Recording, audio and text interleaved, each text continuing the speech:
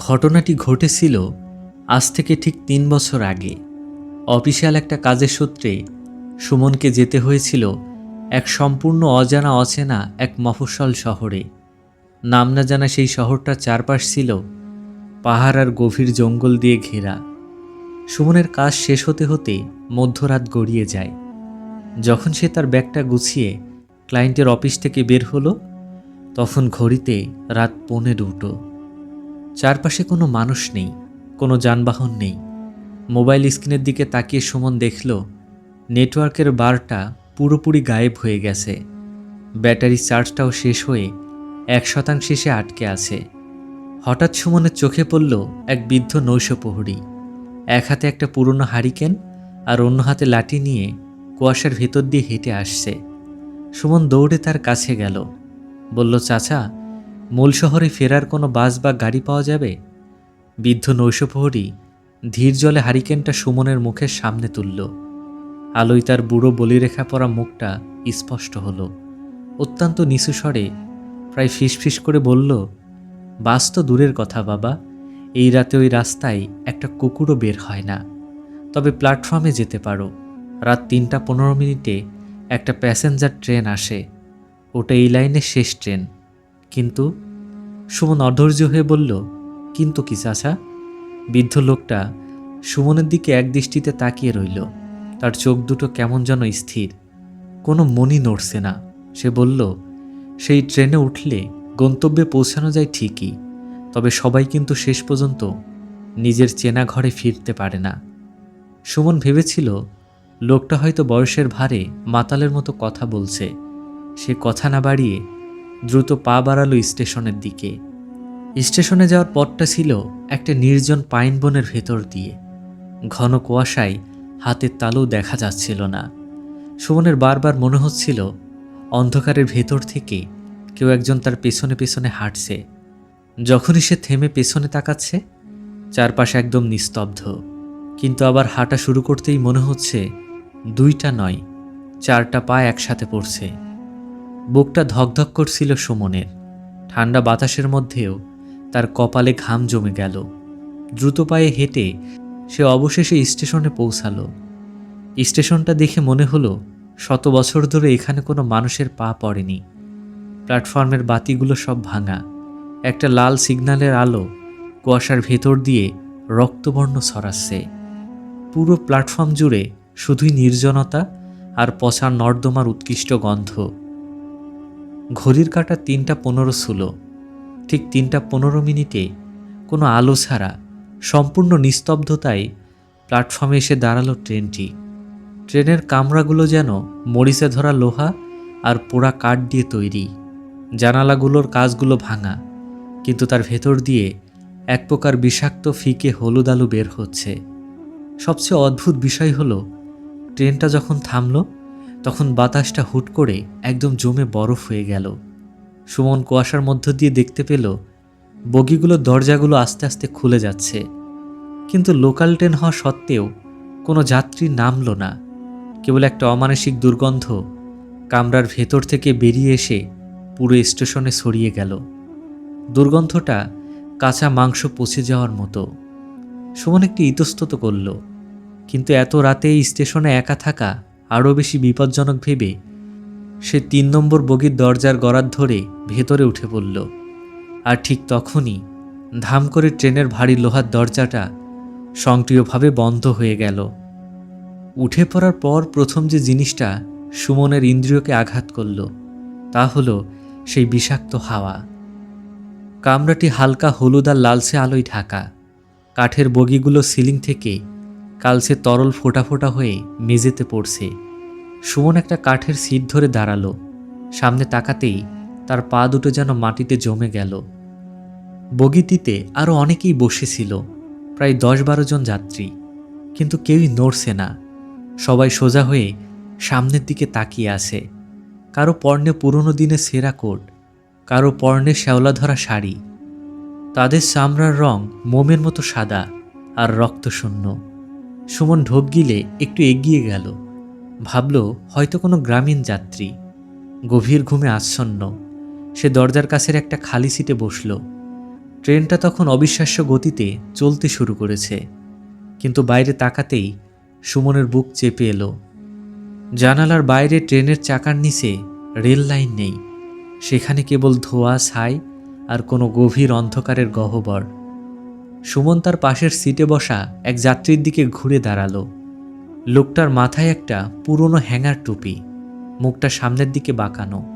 সুমন কাঁপা কাঁপা কণ্ঠে বলল, দাদা, এই ট্রেনটা কি ধলেশ্বরী জংশন পর্যন্ত যাবে? পরের স্টেশন কোনটা? কোনো উত্তর নেই। সুমন হাত বাড়িয়ে লোকটার কাঁধে চাপ দিল। দাদা, শুনতে পাচ্ছেন?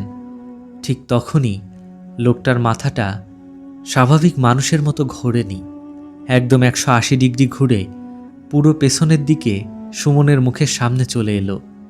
সুমন যে দৃশ্যটা দেখল তার বর্ণনা দেওয়ার মতো ভাষা কোনো অভিধানে নেই। লোকটার চোখের জায়গায় কোনো চোখ ছিল না, দুটো কালো গর্ত, আর সেই গর্ত থেকে অনবরত পচা রক্ত আর পোকা গড়িয়ে পড়ছে।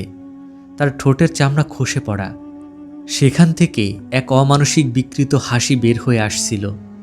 মুখটা এতটাই চওড়া হয়ে ফাঁকা হলো যে চোয়ালের হাড় মটমট করে ভেঙে যাওয়ার শব্দ শোনা গেল। আর ভেতর থেকে বের হয়ে আসছিল আলকাতরার মতো তরল আর সারি সারি হাড় চিবানো দাঁত। লোকটা ফিসফিস করে বলে উঠল। তার কণ্ঠটা মানুষের ছিল না, মনে হচ্ছিল শত শত প্রেতাত্মা একসাথে গম গম করে কথা বলছে। নতুন মাংস, তাজা রক্ত, কত বছর পর আমাদের এই ট্রেনে কোনো জ্যান্ত মানুষ এলো।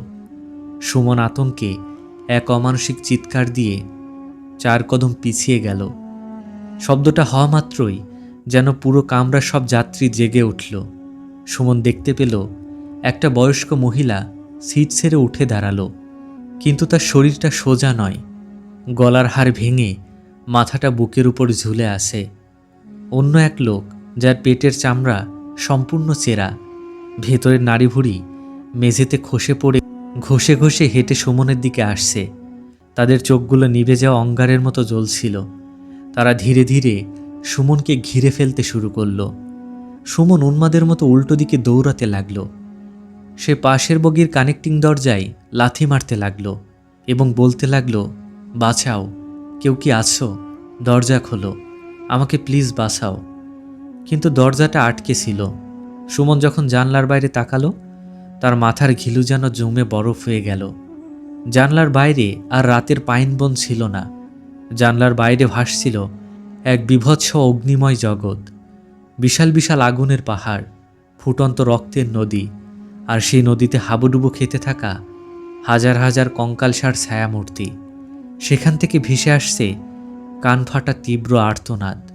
সুমন বুঝতে পারল এটি সাধারণ কোনো ট্রেন নয়, এটি অভিশপ্ত আত্মাদের বহনের ট্রেন, নরকপুরের ট্রেন, যা ভুলবশত কোনো এক ভৌতিক রাতে আমাদের জগতের স্টেশনে এসে থেমে জীবন আর মৃত্যুর সীমানা মুছে দিয়েছে। প্রেতাত্মাগুলোর পচা হাত সুমনের দিকে এগোচ্ছিল। একটা পচা হাত সুমনের গলায় এসে চেপে বসল। হাতটা এতটাই ঠান্ডা মনে হলো যে সুমনের চামড়া মাংসের সাথে জমে শক্ত হয়ে যাচ্ছে। অন্য একটা সত্তা সুমনের মাথার চুল খামচে ধরল। গলার উপর চাপ বাড়তে লাগলো। সুমনের চোখের সামনে অন্ধকার নেমে আসছে। বাতাসের অভাবে তার ফুসফুস যেন ফেটে যাওয়ার উপক্রম। সে অনুভব করতে পারছিল তার আত্মাটাকে যেন টেনে তার শরীর থেকে বের করে নেওয়া হচ্ছে। প্রেতাত্মাগুলোর উল্লাস আর বিভৎস হাসিতে পুরো বগিটা কাঁপছিল। সুমন তার চোখ দুটো বন্ধ করে ফেলল। সে মনে মনে তার সৃষ্টিকর্তাকে ডাকতে লাগল। সে ধরে নিল আজই তার জীবনের শেষ রাত। নরকের এই কুৎসিত যাতনায় সে চিরকালের জন্য বিলীন হয়ে যাবে। হাতগুলোর স্পর্শ যখন সুমনের হাড় পর্যন্ত পৌঁছে গেছে, ঠিক তখনই ঘটে গেল এক অলৌকিক ঘটনা।